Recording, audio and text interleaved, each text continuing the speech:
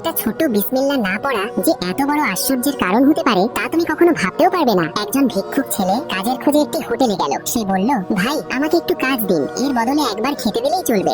দোকানদার ছেলেটার কথা শুনে রাজি হয়ে গেলেন। ছেলেটি দোকানে কাজ শুরু করলো। কিছুক্ষণ পর খাওয়ার সময় এলো। খাবার দেখে ছেলেটি খুব খুশি হয়ে গেল। সে একবারে পুরো খাবার খেয়ে ফেললো। দোকানদার অবাক হয়ে তাকিয়ে রইলেন। খাবার শেষ হতেই সে বলল, আরেকটু দেবেন? দোকানদার চিন্তায় পড়ে গেলেন। তিনি দোকান থেকে বের হলেন। পথে তার দেখা হলো মসজিদের ইমামের সাথে। ইমাম তাকে চিন্তিত দেখে জিজ্ঞেস করলেন, ভাই এত চিন্তিত কেন? দোকানদার ছেলেটার পুরো গল্প খুলে বললেন। ইমাম তখন ছেলেটিকে দেখে বললেন, বাছা আমার পায়ে ব্যথা হয়ে গেছে, আমাকে একটু বাড়ি পর্যন্ত পৌঁছে দেবে? ছেলেটি রাজি হয়ে গেল। ইমাম আর দোকানদার দুজনকেই সে নিয়ে গেল। ইমামের বাড়িতে পৌঁছে ইমাম ছেলেটিকে কাজের বদলে খাবার দিলেন। ছেলেটি খাবার দেখে আবারও বলল, আরেকটু দেবেন? ইমাম মুচকি হেসে বললেন, খাওয়ার আগে তুমি শুধু বিসমিল্লাহ বলে খাওয়া শুরু করো, তারপর আমি তোমাকে আরো খাবার এনে দেবো। ছেলেটি বিসমিল্লাহ বলে খেতে শুরু করলো। আশ্চর্য, মাত্র 2টা রুটিতেই তার পেট ভরে গেল। সে আর কিচ্ছু চাইল না। ইমাম তখন বললেন, দেখলে বাছা, বিসমিল্লাহর মধ্যে কত বড় বরকত লুকিয়ে আছে।